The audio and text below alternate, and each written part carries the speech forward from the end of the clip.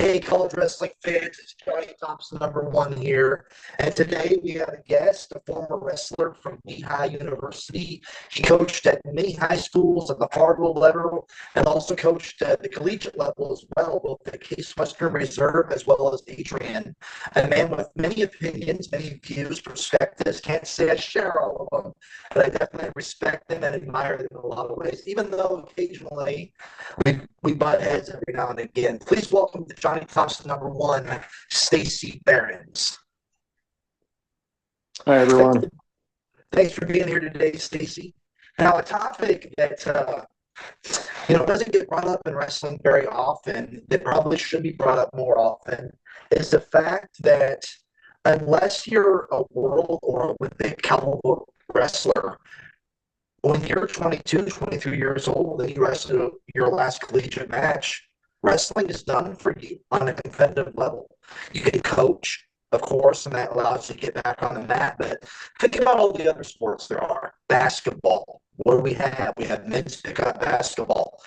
If you're a baseball player, we have fast pitch softball. We have slow pitch softball. Pretty much anything and everything you want to do, you could do well up into your mid 60s, maybe even in your early 70s. And yet, wrestling ends for us when we're in our early 20s. I know Stacy has a lot of opinions and a lot of views on the matter, and we're going to hear them right now. Yeah, so wrestling's a funny beast. We set up we're the funding for most of wrestling is comes through various scholastic entities. So we have we're essentially subsidized through colleges and high schools, and that's actually been really good for the sport in a lot of ways. It's allowed us to get a pretty good level of participation in the sport. We end up with a pretty solid fan base as a result. But what you said is right. Once we get past our last high school, or for some, a little bit more advanced, maybe our last college match, that's kind of it for anybody who wants to, continue competing or training. There's just no real path to do it. I'm somewhere in my 50s, and it's really hard to find another 50-year-old who wants to throw down in Greco-Roman. That said, a lot of other grappling sports, Brazilian Jiu-Jitsu, judo, have participation by adults, often majority adults, well in the 20 to 49 demographic, and sometimes beyond, is a pretty regular thing. So it's kind of perplexing. You'll hear people say things like, "Oh, wrestling's too tough. It's the toughest sport in the world. Why why can't we, adults don't want to do it, it's too hard." And which, to be honest, I find it a little bit of a silly argument. I mean, I've been doing judo for a while, and judo when you want it to be is every bit as physical as wrestling is. um Guys compete as adults in MMA, and they do Ironman triathlons and all sorts of really fit, heck, people do CrossFit, they do burpees for fun, You know, but Stacy, when I was a kid and I was younger, I just turned 40 years old about a week ago. And, when I was in my early 20s, when my wrestling career came to an end, I was always under the impression that the main reason why it didn't happen for us as we got older is because there's basketball courts everywhere.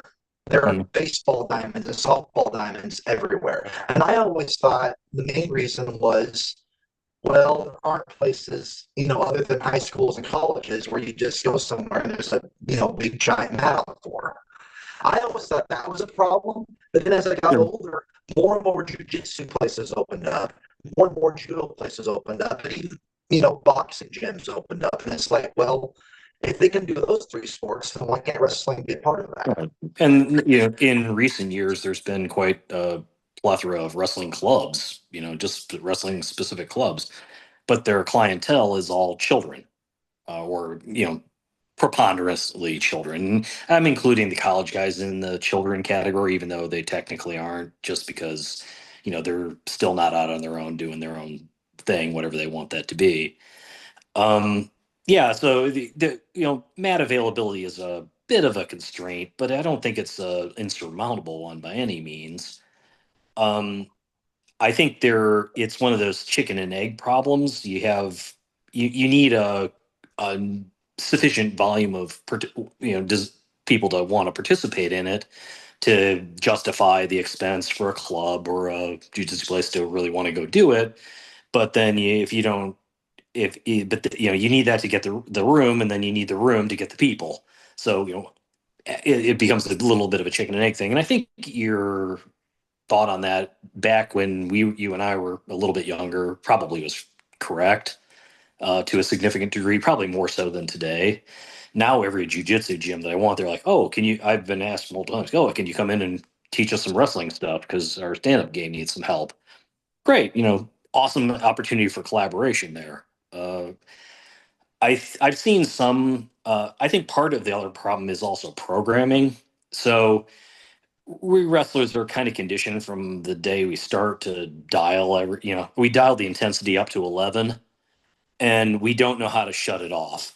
You get a bunch of guys who are 30-year-olds in a room, and they get for a practice and throw down. And I've done this. I've had some adults only practices, and the former wrestlers, you can see the red fog come over their eyes, and they start going hard at it, and they're out of breath in about 30 seconds. Um, but we don't know how to dial it down. When I go to a judo class, there's a long warm up. We do some training. We sometimes go do some hard randori, but most of the time it's a bit more of a sedate pace. They know how to dial it back from 11. That's not wrestling culture. We're not really good at that, and I think that might have something to do with why it's hard. And then there's also the weight cutting angle. People think that, oh, well, I remember all that weight cutting. That was horrible. I don't want to do that. Well, we kind of painted ourselves into a corner there. Yeah, it was miserable, and it's probably something it's a problem in the sport. But when you get to be an adult, you know, if you're not going for the Olympics, do you really have to, cut off 30 pounds to, to have some fun competing with your peers? No, relax about it. We got to figure out how to culturally dial that back a Well, little. I tell you what, there's some wrestling fans out there that wouldn't like to hear this, but it is a part of my history. I did professional wrestling for 6 years. Cool. And when we were training for professional wrestling, a lot of the psychology behind it was to do what we could to make it look as real as possible. Granted, we are putting on a performance. But Sure. anyway, during my training sessions, when I was learning how to take bumps and get moves and all that stuff, we would do a little amateur wrestling from time to time. And what we would do, for example, is, and it really obviously benefited you if you had a background in high school and college wrestling. Um, we would just simply do like really simple stuff like maybe escape drills. So Mhm. like put 2 minutes on the clock, and if you could hold the guy down, you won. If he could get away from you, he won. I think like you were saying, I think like when we talked about having a possible wrestling club, I think people are like, "Oh my God, I can't imagine trying to do 7 minutes on the mat again with somebody." Well, Right. hell, I can't either. But we No. could do 30-second goes or 1 minute goes, or even just getting together and just drilling. That would be great exercise. Right. Just to kind of keep you in shape. So I think sometimes when you talk about starting wrestling clubs, you're imagining, oh my God, I'm going to go to a club and there's Jake Herbert. He's going to throw me on my head and break my neck. And we're not talking about that. We're talking more like getting together, having some fun, going over some headlocks and some single legs and, stuff like that. Yeah, and stop it when it gets a little too intense. Like yeah, there is no shame in tapping out. You don't have to train like the national championships are next week. I did the U.S. Open Masters a few years back and had a good time with it, and it was fun. But you could tell there were guys in the tournament that were taking, like, dude, we're 45 years old.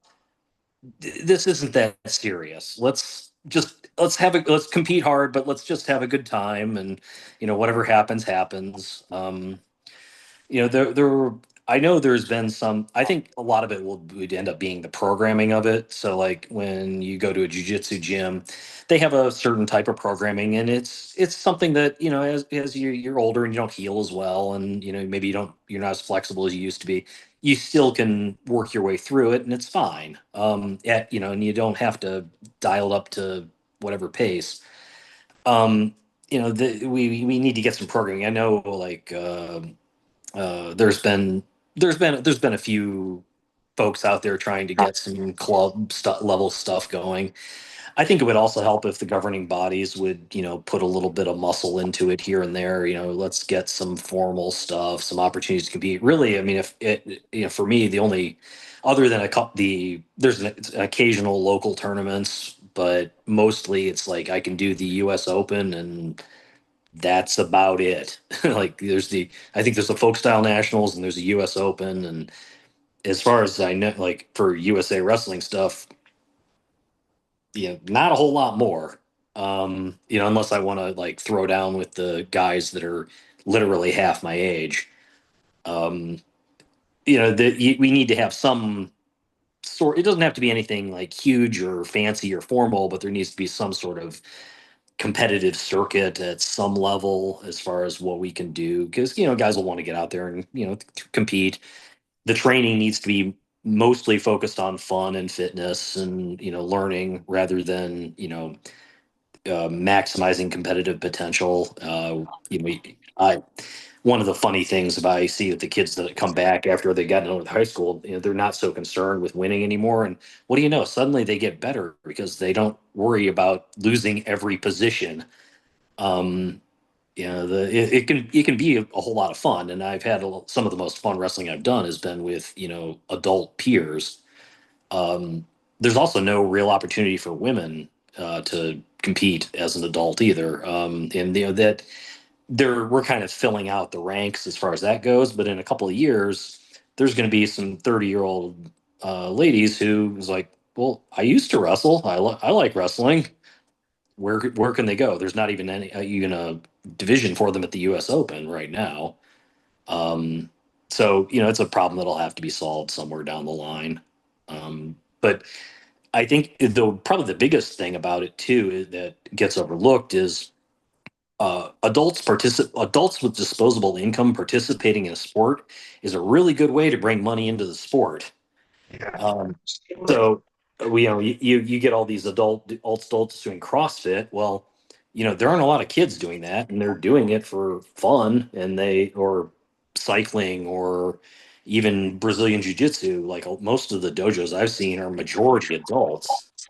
Well, that's a lot of money we're leaving on the table by ignoring a pretty, a pretty lucrative demographic that could be really contributing heavily to the sport. Like USA Cycling, I think has a membership somewhere in the millions, and most of those are adults that still compete, and they'll go and do local races, and none of them have delusions of being Olympic champion, but they want to go and compete with their friends and ride, and that's where they get a lot of money from. Well, why are we leaving all that on the table? Well, that's an excellent point, Stacy. And when you were talking about that earlier, I was wanting to bring that up as well. You know, our sport, as much as we want to do this and do that, hell, I look at me right now. I'm wearing a Cleveland State Wrestling t-shirt. I'll never have a chance to get one of these again. This is the last one that I'll ever have. Yeah, Because if I call next year and ask for a Cleveland State Wrestling shirt, they're going to tell me we don't have any because we don't have a wrestling team. yeah, Same thing in American International. And I've written about 484, 484 wrestling programs that we've dropped over the last 50 years or so. And the point that you were bringing up that I want to elaborate on is when you think about this, what if like the local colleges, like a local college, just said like, hey, from they have their wrestling practice, they clean their mats, and then from if you guys come in here and you guys clean the mats after you're done, you guys can have the wrestling mats from 8 to 10 p.m. or whatever it happens to be. And if you have these people that are being part of the club that pay a monthly membership and everything, and may not accumulate to be a whole lot at first, but if you accumulate that all together, that could be money to help wrestling programs grow, to help them just be sustainable. Because as well as I do that I hate I hate saying this because it feels so dirty to say it, but money is how we're going to save wrestling programs. Money is how we're going to keep them. Money is how we're going to grow them. Money's how absolutely. You know what I mean? So this will be a great revenue source for us Right. to help out our collegiate programs that are unfortunately a lot of times in danger. Yep. Yeah, and it's not. I mean, that's one of the problems that we've had is that you want to have adults wrestling at a school facility. Well, there's some liability issues there, and there's some other obstacles that probably overcomable in some cases, but there's some things there. But for clubs, private clubs, why not? It's a they've got a facility they're trying to utilize. Well, let's get some adults in there with disposable income. I guarantee they're out there. Yeah. I know a fair number of them myself, and guys that are in their 30s, 40s, even 50s. There's guys who still like to eat out there and at some level scrap. Just have to Yeah. create their. I think it's going to be one of those things where how do we gotta jump. How do you jumpstart the problem? How do you get enough people in the same place that can train together on the regular, doing something that's kind of fun for a reasonable price? How do we get that a nucleus of that going? And it doesn't have to be everywhere all at once. It can be maybe it's in the Metro Cleveland area or somewhere in Iowa, or maybe it's in Pennsylvania somewhere. Um, but find one of the hotbeds, have a place where guys can go on the regular, for and get together with like-minded folks, not there to kill each other, just there to learn about wrestling. Have some coaches who know what they're doing to sort of like keep a lid on things when guys get a little too excited. I know Reese Humphrey, he does with the club stuff he's done. It's like if one of them gets a little too exuberant, they get to wrestle Reese, and that usually puts a lid on it pretty quick. Yeah. um, Yeah. Yeah, because I'm okay at wrestling, but I have no illusions about how that one would go. Um, there's a lot we can do, but it's going to be require a little bit of collaboration and a little bit of talk, and somebody that sees a financial opportunity there to do it. And you're right. It at the end of the day, casual fans and casual participants are where the majority of the money is in any sport. Most of the people in the football stadium at the NFL are not ex NFL players. They're people that just saw something fun to keep their eye on and do and have a good time with. Why can't we take a page out of that playbook? You're drifting into a whole other subject right there about the fact that wrestling has. And I do want to have you back on the show sometime to talk about this because believe me, I tell you, I'm very fortunate, as are you. I mean, you're not all that far from Columbus, so you probably gone to a couple of Ohio State meets, and those have a decent audience there, pretty good audience. I live 10-minute drive from Carver Hawkeye Arena, so I go to quite a few Iowa meets, and when you're sitting amongst 15,000 people watching the Iowa Hawkeyes do battle with the Oklahoma State Cowboys, you ask yourself, how many people sitting in those stands are just what I want to call normal, regular fans? Yep. And I would say probably a very small percentage of them. Most of them are either former wrestlers themselves or currently wrestlers, or they're the girlfriend of a wrestler, the mother of a wrestler, the father of a wrestler, the brother of a wrestler. They have some connection to wrestling. We're one of the few sports where Stacy. I started watching wrestling, started becoming a wrestling fan in 1991. So I've been around the sport for quite a long time. I want to say in my entire life, I might know maybe 10 people that are just no connection, but they like wrestling. Yep. And that's a whole other subject for another day. But, but, that's another topic we can talk about sometime. Right. Absolutely. Love to be back and chat about it anytime. Yeah, I think it's a topic that's vital to the sport, and So, we tend to preach to the choir a lot rather than how can we make this something that is appealing to the biggest possible audience. Why don't we see more wrestling at the Olympics? Well, what do we do to draw the eyeballs of the people that are the sort of fans that watch the Olympics? It's a I'm not saying it's an easy problem to solve, but it's one that we've kind of like we've been very inward looking about the whole thing, and I think it's been to the net's detriment of the sport. I don't think it's that wrestling is less exciting than other sports. It's just that, we have to, we have to get out there and promote it and make it interesting to not just you and me, but also, people who, might be go, oh, okay, maybe I only watch it occasionally, but when I do, hey, that's a cool thing to watch. Let's go Yeah. see that. I don't care about basketball at all, but I'll admit I like going to the occasional NBA game or going to a baseball game. It's not my sport, but why can't it still be fun? Oh, There you go. I love going to a minor league baseball game. That's awesome. That's a good time. Yeah, same here. Well, anyway, we are kind of running low on time here. Yeah. So I do want to thank you for being on Johnny Thompson #1 today. We definitely, as you can tell, Stacy's like me. He's got a million opinions. He's more than happy to share them with us. We're going to have him on again one of these days, talk about some other topics. College wrestling fans out there, if you want to go in the comment section and put down how you feel, something that we could do or something that maybe Stacy and I didn't bring up that you think would draw casual people into wanting to wrestle, beyond the college years and things we could do to get more people on the mat and maybe have, people wrestling well into their, 30s, 40s, 50s, 60s, maybe even their 70s. Be sure to leave a comment, let us know. Again, I want to thank Stacy Behrens for being a part of Johnny Thompson #1 today, and have a good one.